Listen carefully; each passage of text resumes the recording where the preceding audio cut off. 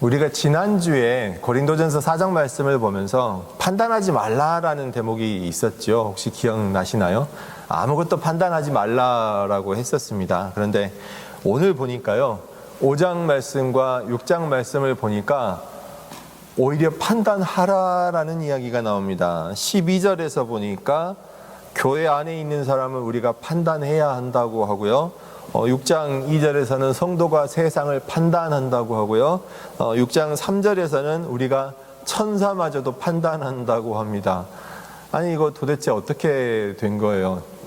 4장에서는 아무것도 판단하지 말라고 하더니 이제는 뭐 세상을 판단하고 교회 안에서 판단하고, 야, 너희 중에 그렇게 판단할 사람이 없어? 라고까지 이야기가 나옵니다. 도대체 판단을 하라는 겁니까? 판단을 하지 말라는 겁니까? 사실 그 기준은 간단합니다. 4장에서의 판단은 뭐랄까, 죄에 관한 판단이라기보다는 나를 기준으로 한, 나를 중심으로 한 판단이었습니다. 그러니까 하나님의 말씀에 비추어서 이것은 죄다라고 판단하는 것이 아니라 내 기준으로 내가 가지고 있는 생각, 내가 가지고 있는 사상, 혹은 내가 겪어온 문화와 전통과 관습에 비추어서 판단하는 것입니다. 그런 판단을 아무것도 하지 말라는 것이었죠. 반면에 오늘 5장과 6장 말씀에 나오는 판단은 무엇입니까? 하나님의 말씀에 비추어서 그것이 죄라고 판단해야 한다는 것입니다. 이것을 조금 바꾸면 사람에 관한 판단과 죄에 관한 판단으로 바꿀 수 있습니다. 우리는 쉽게 사람을 판단합니다. 죄에 관해서 판단하는 것은 잘 하지 않기도 하고 어려워하기도 합니다. 반면에 사람을 판단하는 것은 아주 쉽게 하죠. 그 사람은 어때? 라는 식으로 말입니다. 그런데 성경은 우리에게 말하기를 사람은 판단하지 말라는 거예요. 반면에 죄는 판단하라는 것입니다. 자, 오늘 5장, 6장 말씀을 보면서 하나님께서 우리에게 어떤 메시지를 주시는 걸까요? 고린도전서 말씀은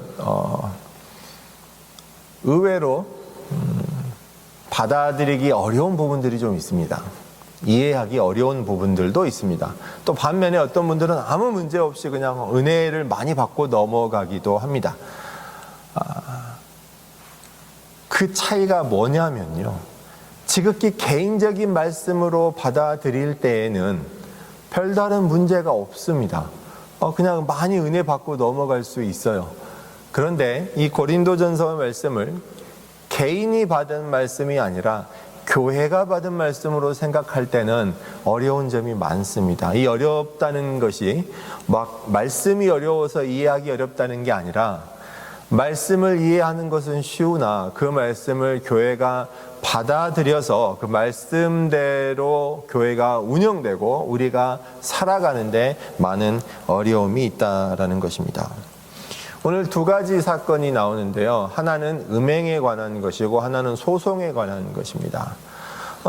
음행에 관한 것을 보면서 이게 뭐가 어려워하실 수도 있죠. 그런데 의외로 성경에 나오는 기준을 사람들이 쉽게 받아들이지 못하는 경우가 있습니다. 이게 무슨 뜻이냐면요, 목사님, 이 음행에 관한 게 너무 어려워요. 어떤 경우에는 굉장히 엄격하고요, 어떤 경우에는 뭐 이렇게 그냥 대강 넘어가도 되나 싶을 정도입니다 라는 질문을 제가 꽤 많이 들었던 기억이 납니다. 오늘 5장에 나오는 음행 사건은 보니까 어떤 사람이 아버지의 아내, 그러니까 계모를 말하는 겁니다. 아버지의 자기 계모거나 혹은 아버지의 첩이라거나 그런 여인과 음행을 저지른 것이죠. 성경에 이와 비슷한 사건이 있었죠. 뭐가 있었습니까? 르우벤이 자기 계모와 불륜을 저질러서 어떻게 됐습니까? 아버지 야곱이 살아있을 때였는데 야곱이 뭐라고 했죠? 어마어마한 벌을 내렸나요? 르우벤은 그 사건으로 인해서 자신의 장자권을 박탈당하죠. 그게 어찌 보면 굉장히 큰 벌인데 또 어찌 보면 그냥 이 정도로 넘어가는 건가? 라고 의문을 품을 수도 있습니다. 대부분의 교회에서 성도분들은, 특히 한국 성도분들은 이 사건을 비난할 마음의 준비가 돼 있어요. 꺼리낌이 없습니다. 무슨 뜻이냐면 대부분의 한국 사람들이 가지고 있는 기본적인 정서, 그러니까 유교적인 문화권에서 봤을 때 다른 사람과 바람을 피운 것도 아니고 불륜을 저지른 것도 비난을 받아 마땅하겠지만 아버지의 아내와 그랬다는 것은 사회적으로 굉장히 지탄받아서 매장당해도 뭐 이상하지 않을 그런 사건이기 때문에 얼마든지 비난할 준비가 되어 있어요. 근데 그 이면에 숨어 있는 건 뭐냐면 나는 그런 일을 하지 않을 거야 라는 마음입니다. 그래서 아주 쉽게 비난할 수 있는 거예요. 그런데 말이죠, 바울이 무엇을 강하게 강조하고 있습니까? 고린도 교회에. 야, 그 사람 정말 나쁜 사람이야. 그 사람 정말 큰 죄를 저질렀어. 그 사람을 쫓아내야 돼. 이런 식의 말씀을 전하고 있나요? 그게 아니죠. 5장 말씀에 잘 보면 왜 그 사람이 아직도 교회에 남아있지라고 질책하고 있습니다. 그러니까 바울은 지금 그 죄를 저지른, 음행의 죄를 저지른 사람을 강하게 비난하는 것이 아니라 그 죄가 왜 아직도 교회 공동체 안에 남아있어? 라는 질문을 던지고 있는 겁니다. 제가 아까 그 음행에 관한 기준 이야기를 하면서 르우벤 예를 들었는데요. 이와 비슷한 게 더 많이 있습니다.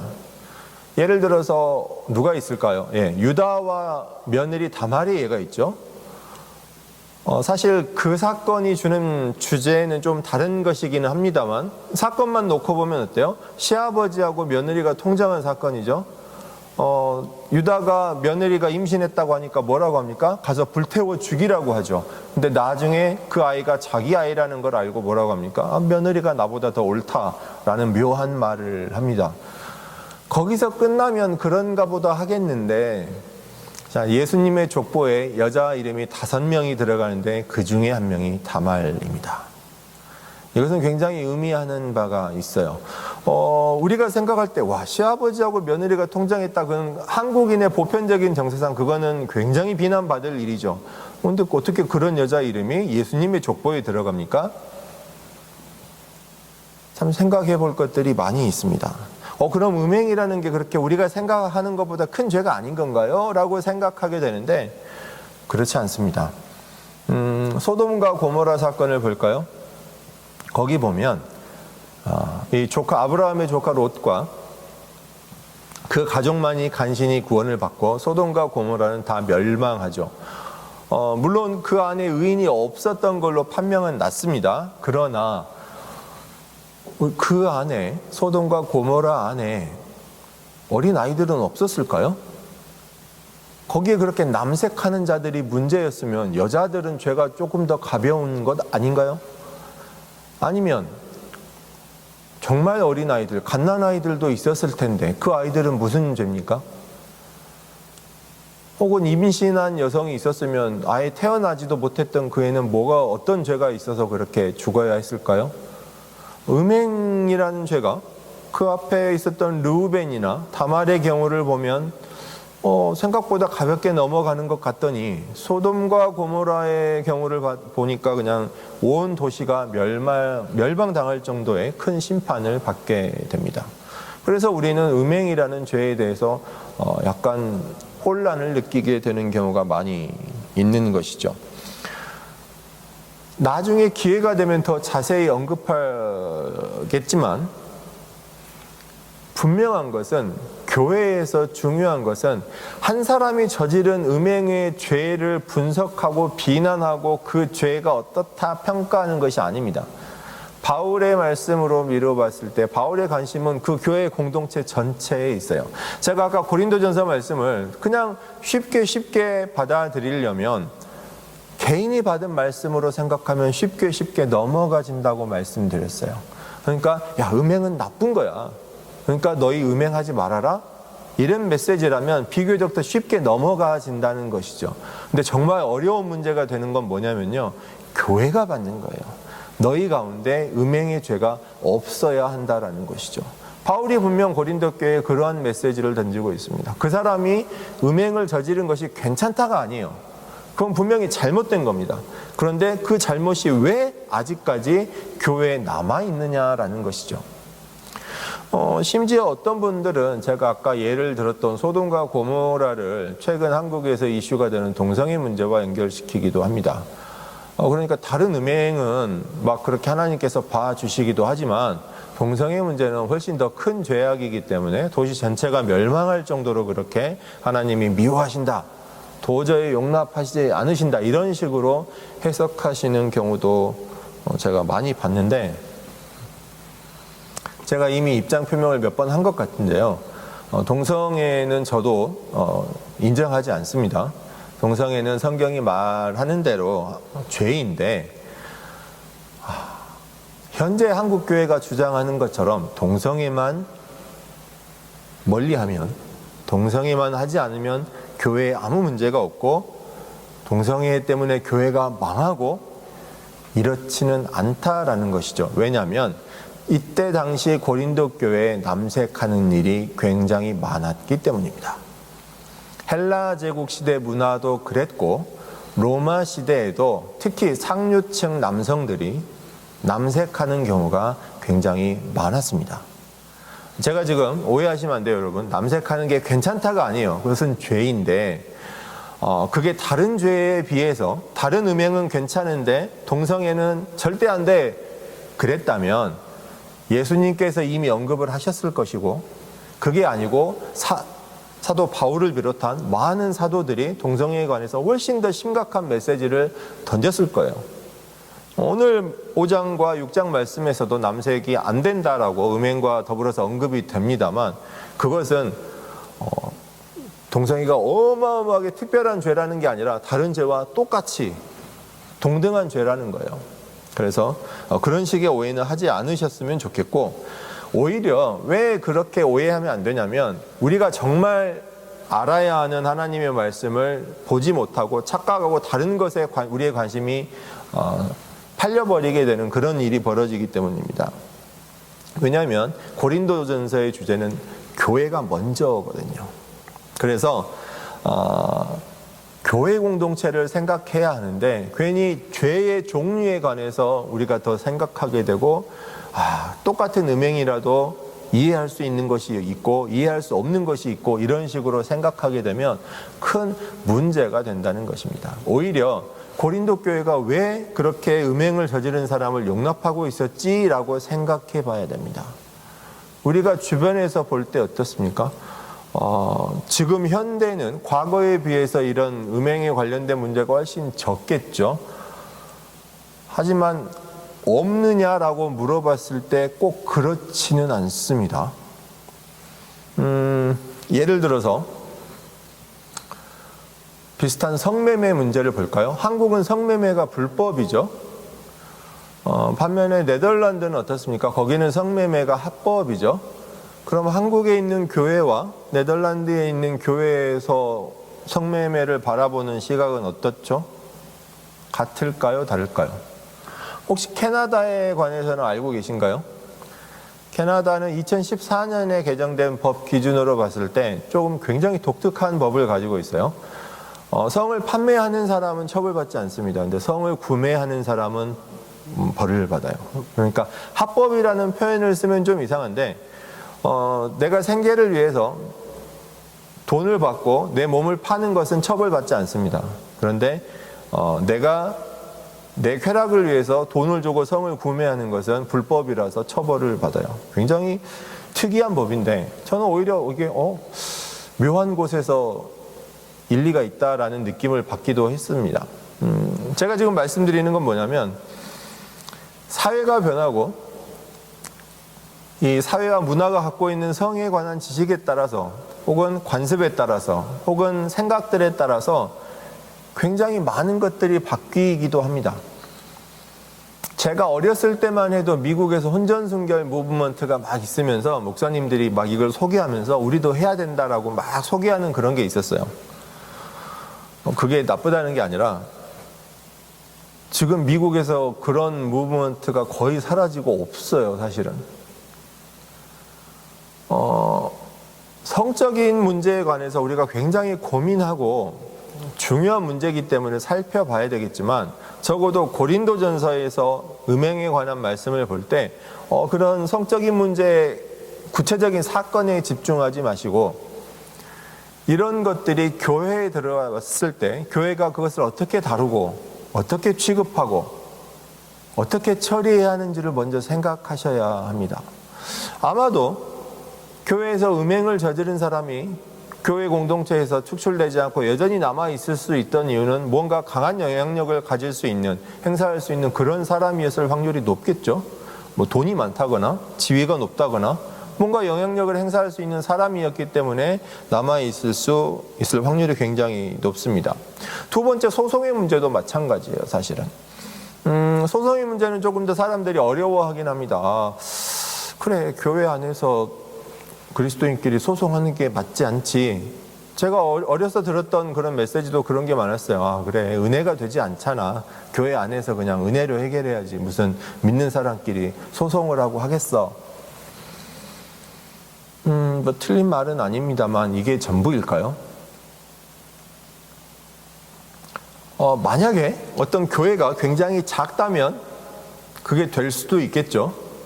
만약에 정말 교회가 크다면 교회 안에 분쟁이 없을까요? 제가 밴쿠버에 와서 밴쿠버 지역에 있는 교회가 법적인 분쟁을 일으킨 것을 제가 아는 것만 한 3건 정도 됩니다. 그럼 그 소송을 했던 당사자들은 오늘 고린도전서 말씀에 나오는 6장 말씀에 나오는 비난을 똑같이 들어야 하는 그런 것일까요? 소송에 관해서 한번 생각을 해보시기를 원해요. 물론 형사재판은 제외하는 것이고 민사재판을 이야기하는 것인데 바울은 이 소송을 이야기하면서 야, 너희가 차라리 억울한 일을 당하면 어때? 그냥 차라리 너희가 손해를 보지 그래? 그걸 못 참겠어? 라는 식의 말을 하고 있어요. 사실 이것은 현대인들이 가장 못하는 것이기도 하고 저도 솔직하게 고백하면 저도 잘 못합니다. 뭔가 손해를 보고 억울한 일을 당하면 그걸 참고 넘어가는 것이 예수 그리스도를 믿는 믿음이야 라고 생각하는 게 아니라 참고 넘어가면 좀 속된 말을 쓰겠습니다. 요새 속된 말로 호구라고 하죠. 그건 그냥 바보 같은 거라고 생각합니다. 참 되게 좋은 사람이구나, 믿음이 좋은 사람이구나 평가하는 게 아니라 저 사람이 뭐라고 표현해야 될까요? 바보 같아, 야무지지 못해, 일 처리를 못해, 똑똑하지 못해, 이런 식의 평가를 듣게 됩니다. 심지어 교회 안에서도 그렇죠.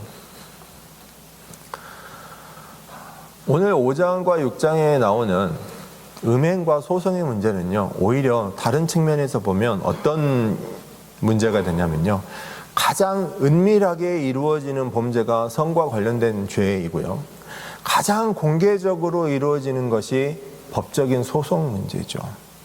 바울은 이 두 가지를 언급하고 있습니다. 가장 은밀하게 몰래 비밀리에 이루어지는 죄부터 가장 공개적으로 이루어지는 사람들이 다 그냥 알게 되는 그런 법적인 분쟁까지도 다 포함해서 언급하고 있어요.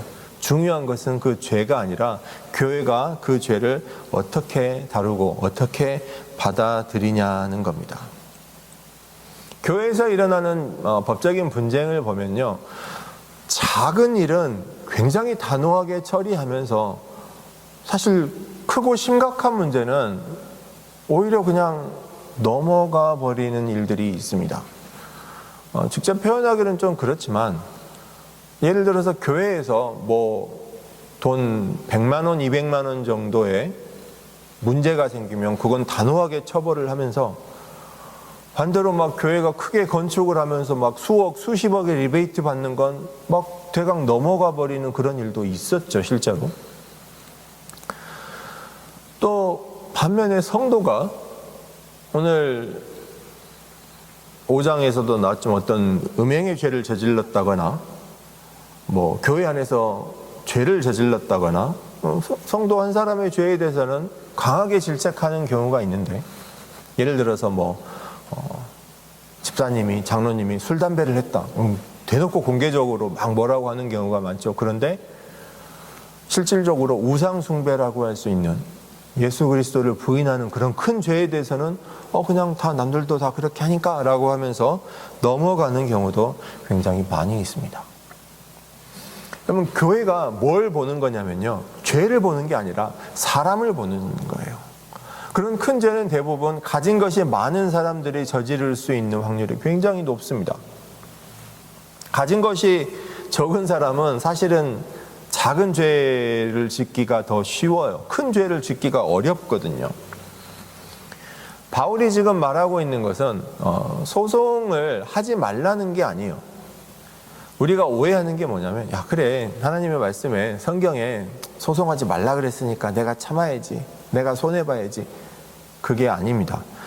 참 다행스러운 것은 역사학도 발전하고 고고학도 발전하면서 로마 시대에 있었던 재판 기록들이 굉장히 많이 발굴이 됐어요. 그걸 보니까 형사사건을 제외하고 민사사건이죠. 민사사건의 기록을 보니까 90% 이상 대부분의 기록이 뭐냐면, 법적으로 능력이 있는 사람이 법적인 능력이 없는 사람을 고소해서 이익을 가져가는 재판이 대부분이었다는 거예요. 이게 무슨 뜻이냐면요, 일반인의 경우는 평생 재판 한 번 못 해보고 사는 경우가 많습니다. 그렇게 많지 않아요.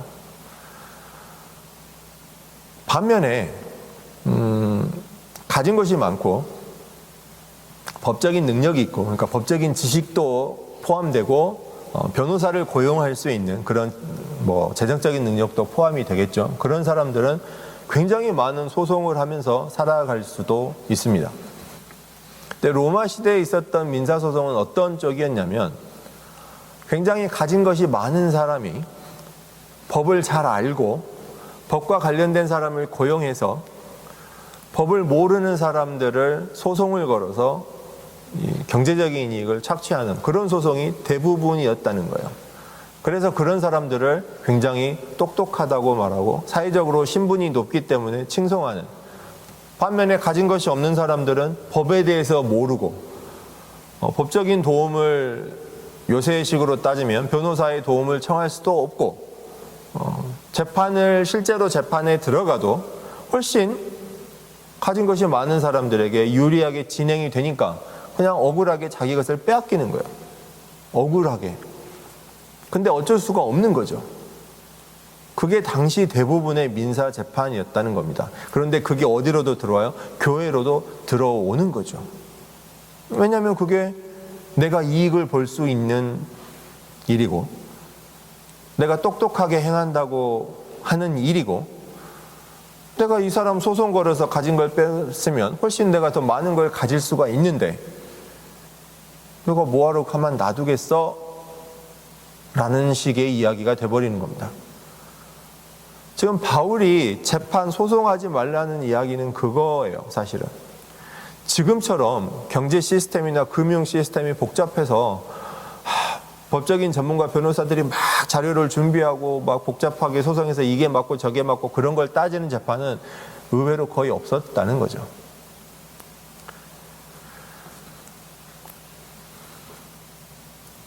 오늘 고린도전서 5장과 6장 말씀의 핵심은 죄 자체가 아니라 교회가, 그리스도인이 죄를 대하는 자세에 대해서 어떤 자세를 취할 것인지, 어떻게 살아갈 것인지를 말하고 있다고 보아야 합니다. 화면을 넘겨봐 주세요. 갈라디아서 6장에서는 이 말씀을 훨씬 더 간결하게 표현합니다. 형제들아, 사람이 만일 무슨 범죄한 일이 드러나거든 신령한 너희는 온유한 심령으로 그러한 자를 바로잡고 너 자신을 살펴보아 너도 시험을 받을까 두려워하라.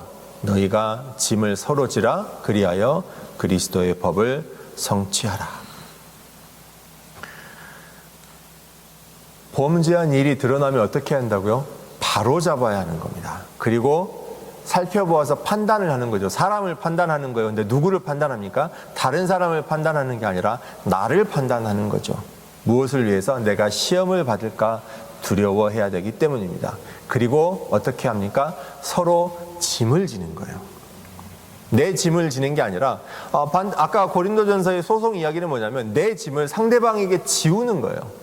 내 짐은 벗어서 상대방에게 지워버리고 법적인 지식과 법적인 능력과 법적인 권력을 이용해서 남의 것을 빼앗아서 나는 더 많은 것을 가지고 나의 것은, 내가 싫은 것은 다른 사람에게 넘기는 그런 일이었죠. 그런데 교회는 그게 아니라 짐을 서로 지는 것입니다. 상대방이 가진 짐을 내가 질 수 있는 그런 삶이 되어야 합니다. 그것이 바로 그리스도의 법이죠. 화면을 한 장 더 넘겨주세요. 마태복음 18장에서 예수님께서 이 죄에 관해서 말씀을 하시죠. 형제가 죄를 범하면 그 사람과 상대해서 권고하라는 거예요. 만약 들으면 형제를 얻은 것이고 듣지 않으면 어떻게 하라고요? 증인을 세워서 확증하게 하고 공식적인 절차를 밟는 것이죠. 그것을 교회에 말하고, 교회의 말도 듣지 않으면 어떻게 됩니까? 이방인과 같이 여기라는 것이죠. 더 이상 형제가 아닌 겁니다. 교회 밖으로 쫓아내게 되는 것입니다. 그리고 나서 베드로가 물어봅니다. 왜냐하면 우리 대부분은 여기서 끝내거든요. 근데 여기서 끝이 아니에요. 베드로가 예수님께 묻죠. 주의 형제가 내게 죄를 범하면 몇 번이나 용서할까요? 7번 용서하면 되겠습니까? 예수님께서 말씀하시죠. 7번이 아니라 7번을 70번까지라도 용서하라고 말씀하십니다. 한 장 더 넘겨주세요. 누가복음은 이 말씀을 훨씬 더 간결하게 표현합니다. 너희는 스스로 조심하라. 만일 내 형제가 죄를 범하거든 경고하고. 경고하라는 거예요. 죄를 경고하라는 겁니다. 아까도 말씀드렸지만 우리는 너무나 쉽게 사람을 판단하고 사람을 평가합니다. 근데 우리는 사람을 판단하는 게 아니라 죄를 판단해야 해요. 그리고 경고하는 것이죠. 무엇을 바라고 경고합니까? 회개하기를 바라고 경고하는 겁니다. 그래서 만약 회개하거든 용서하라는 것입니다. 만일 하루에 7번이라도 내게 죄를 짓고 7번 내게 돌아와 내가 회개하노라 하거든 너는 용서하라 라고 예수님께서 말씀을 남기신 거예요. 하루에 7번이요. 하루에 2번도 우리는 용납하지 못합니다. 그러면 죄에 대한 우리의 자세, 성도의 자세, 교회의 자세가 어떤 것인지를 봐야 합니다. 죄를 저지른 것을 보고 사람을 비난하는 것은 굉장히 제가 쉽다고 말씀드렸죠. 사람을 평가, 나 저 사람 저럴 줄 알았어. 저 사람은 원래 그런 사람이었어. 저 사람 죄를 지은 거 하나도 이상하지 않아. 이런 식으로 판단하는 건 교회 밖에 있는 사람들이 하는 일입니다. 이방인들이 그렇게 하죠. 예수님께서 말씀하시기를 너희가 정말 그리스도인이라면 형제가 죄를 범했을 때 경고하되, 경고가 먼저입니다. 그냥 넘어가라는 게 아니에요. 제가 왜 고린도전서 말씀을 하면서 개인이 받으면 쉽게 넘어간다고 했냐면 나만 안 하면 되지라는 마음이에요. 아니, 음행의 죄는 몰래 이루어지는 건데, 아니, 나만 안 하는 것만 해도, 나만 죄 짓지 않는 것만 해도 대단하지, 남의 죄까지 어떻게 신경 써? 라는 문제가 사실 현대교회에서 대부분의 일 아닌가요? 다른 사람이 죄 짓는 것까지 내가 어떻게 케어하겠어요? 그래서 그냥 관심 끊고 그냥 나만 잘하면 되지, 내 가족만 잘하면 되지, 나 가까운 사람만 챙기지, 그렇게 넘어가는 거예요. 그게 쉽거든요. 근데 교회는 그게 아니라는 거예요. 왜냐하면 남이 아니라 내 형제거든요. 그래서 그것을 경고하는 겁니다. 그리고 회개하면 그걸 다시 받아들여야 해요. 자, 이 일이 굉장히 어렵습니다. 여러분이 생각하는 것보다 훨씬 어렵습니다. 이미 많은 분들이 정말 어려운 일이네요. 정말 충분히 어렵네요 라고 하실 수 있지만 그보다 훨씬 더 어렵습니다. 왜냐하면 제가 이미 말씀드린 바와 같이 이때 당시에 교회는 하나밖에 없었어요. 지금은 어떻습니까? 교회가 굉장히 많죠. 카톨릭도 있고 개신교도 있습니다. 심지어 개신교 안에서도 장로교회도 있고 순복음교회도 있고 감리교도 있고 침례교도 있고 성향이 다르니까요. 자기에게 맞는 교회를 찾아서 모이죠. 심지어 한국 교회는 어떻습니까? 그 동네마다 가까운 지역마다 어때요? 사는 수준이 비슷하고 생각하는 것들이 비슷하죠. 지방으로 내려가면 정치적인 성향도 비슷하고요.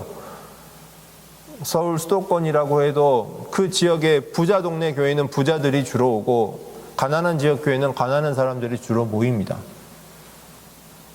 그 말은 무엇이냐면 교회 안에서 갈등이 생기고 문제가 생길 확률이 훨씬 더 줄어든다는 거예요. 그런데 바울이 말씀을 쓴 이때 당시 고린도 교회처럼 이때 당시는 어때요? 교회가 하나밖에 없어요. 신분이 높은 사람부터 신분이 낮은 사람이 다 모입니다. 부자와 가난한 자가 함께 모여요. 과연 서로를 형제라고 생각할 수 있었을까요?